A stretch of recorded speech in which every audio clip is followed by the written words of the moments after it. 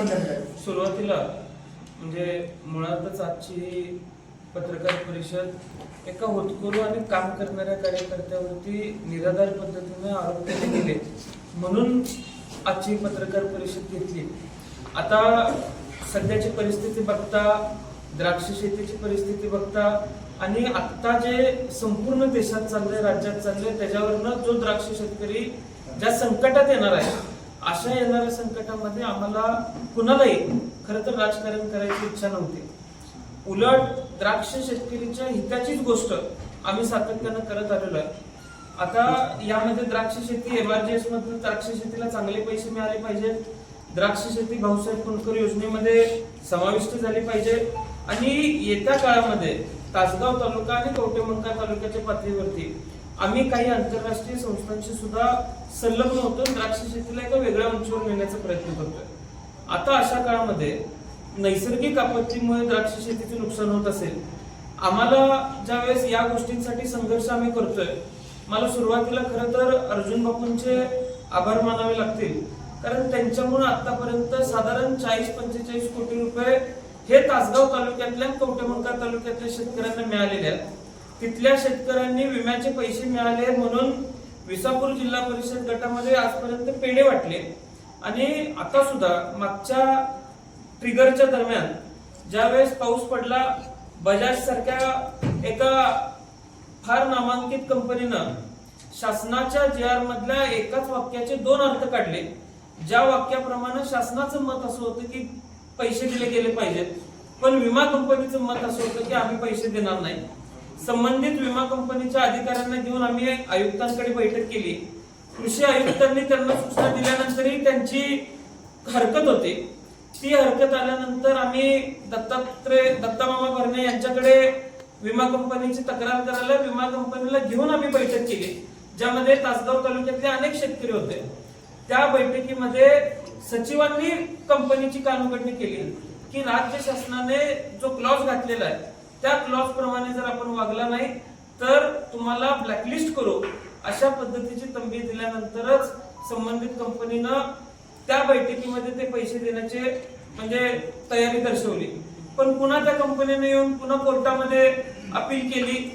त्या अपीललाही आम्ही म्हणजे अर्जुन बापूंना तिथं आम्ही आमचा अपीलदार म्हणून ठेवलेला आहे। स्वतःच्या खिशातले पैसे घालून कोर्टात केस लढायची, शेतकऱ्यांना पैसे मिळाले पाहिजेत ही भूमिका ठेवून त्यांनी सातत्याने आतापर्यंत काम करण्याची भूमिका स्वीकारलेली आहे। आणि इतक्या प्रामाणिकपणाने जर एखादा कार्यकर्ता काम करत असेल शेतकऱ्याच्या, म्हणजे विमा कंपनीनं जर त्यांना कोण प्रश्न विचारणार नसतं, म्हणजे मला आज तुम्हाला एक गोष्ट सांगायची, जी गोष्ट आम्हाला बैठकीमध्ये ज्ञात झाली की तासगाव आणि कवठेमंकाळ मध्ये सोडलं तर जिल्ह्यातल्या कुठल्याही तालुक्यातून कुठल्याही पिकाबद्दल, कुठल्याही कंपनीबद्दल कुठलीही हरकत आजपर्यंत कोणी व्यक्त केलेली नाही।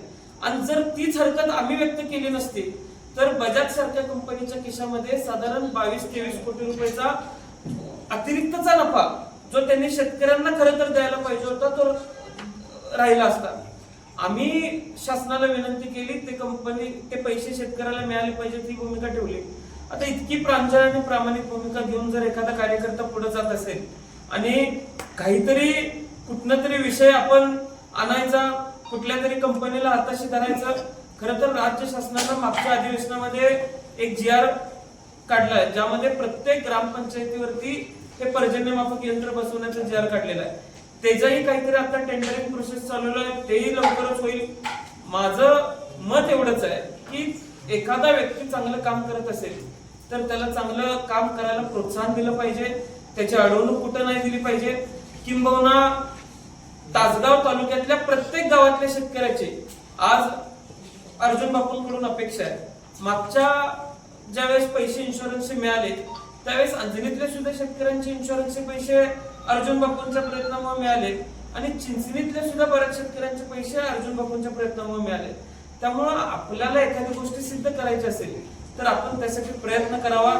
कुठून तरी उठून येऊन आमच्या पदाधिकाऱ्यांवरती, माझ्या जिल्हा परिषद सदस्यांवरती, माझ्या पक्षाच्या एखाद्या ज्येष्ठ सदस्य नेत्यावरती जर कोण बिनबुडाचे आरोप करणार असतील तर आम्ही निश्चितपणाने त्याचं खंडन करू आणि त्यांचं संरक्षण करण्यासाठी आम्ही सगळे कटिबद्ध आहे। आता हे जर आरोप अशाच पद्धतीचे एका प्रामाणिक कार्यकर्त्यावर होत राहिले तर तासगाव तालुक्यातले समस्त शेतकरी घेऊन या वृत्तीच्या विरोधात येत्या काळामध्ये आम्हाला आंदोलन करावं लागेल आणि ती भूमिका सुद्धा घ्यायला आम्ही मागे पुढे बघणार नाही, हे सुद्धा मला आपल्याला सांगायचं. बापू जनार्दन पाटील, माझं गाव विसापूर, जिल्हा परिषद सदस्य. काल माझ्यावर आमच्या सांगली जिल्ह्याचे माजी खासदार यांनी जो आरोप केला की द्राक्ष बागायतदारांना पुनर्रचित हवामान केंद्रावर जो विमा मिळाला जातो तो विमा मिळवण्यासाठी शेतकऱ्याकडून पैसे घेऊन आणि चारचाकी गाडी घेतली असं जर तिने आरोप केला असेल तो आरोप तिने सिद्ध करावा. कोणत्या शेतकऱ्याला मला पैसे दिले त्याचा पुरावा दाखल करावा. मी शेतकऱ्याचा मुलगा आहे, मला शेतकऱ्याचे पैसे खायची अपेक्षा नाही, कारण त्यांनी शेतकऱ्यांचं फार मोठं नुकसान केलेलं आहे. त्या अगोदर त्यांनी शेतकऱ्यांचं पेमेंट द्यावं. उदाहरणार्थ तासगाव कारखाना असेल, नागेवाडी कारखाना असेल, गणपती संघाची इमारत असेल. काल परवा गणपती संघाची MIDC इमारत जागा जवळजवळ 22 ते 30 कोटीला विकली. त्यातील 5 कोटी रक्कम फक्त बँकेला अगदी ओटेस करून 5% रक्कम 5 कोटी रक्कम भरली, बाकी रक्कम गेली कुठं. कारखाना रेटला 34 कोटी, इकडला 234 कोटीला, ते 200 कोटी गेले कुठे. किमान शेतकऱ्यांनी जे शेअर्स भरलेले होते त्या शेअर्सचे तरी पैसे त्यांनी परत द्यावे.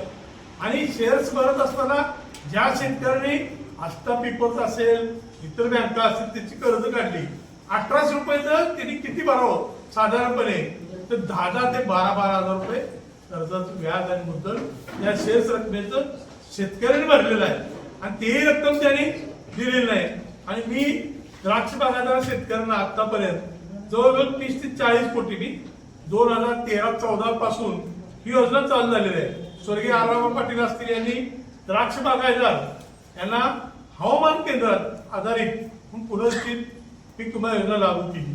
त्यावेळेला हे स्वयंचलित हवामान केंद्रही कुठे कुठे बसत नव्हती.